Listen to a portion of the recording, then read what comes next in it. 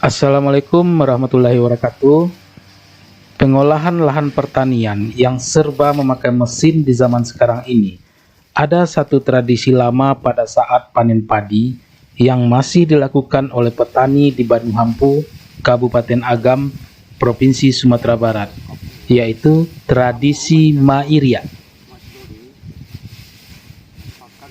Mairia padi merupakan suatu cara atau kegiatan memisahkan bulir-bulir padi dari tangkainya dengan cara diinjak-injak serta dibolak-balik memakai kaki. Kaki-kaki yang bergerak lincah di atas tumpukan batang padi atau onggokan batang padi ini bagaikan sebuah tarian indah saat panen padi di tengah sawah yang menguning.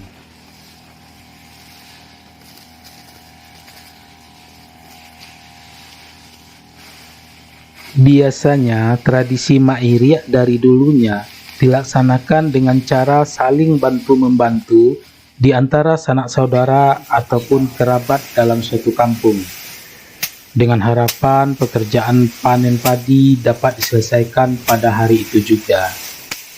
Dan ketika kaki-kaki ke kanan lincah itu penat menari di atas onggokan batang padi, sudah tersedia minuman hangat dan makanan yang disediakan oleh pemilik sawah yang dapat disantap bersama sambil bersenda gurau. Nah, hikmah apa yang dapat diambil dari tradisi ini? Ya, tentu saja akan terciptanya hubungan sosial kekerabatan yang erat dalam bentuk gotong royong secara bersama.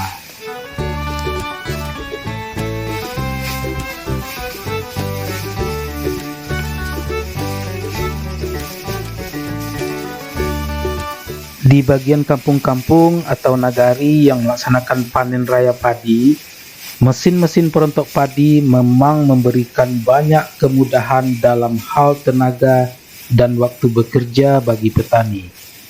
Apalagi jika padi tersebut akan dijual, sudah barang tentu akan menghasilkan uang dengan cepat, yang memang dibutuhkan untuk biaya hidup keluarga mereka.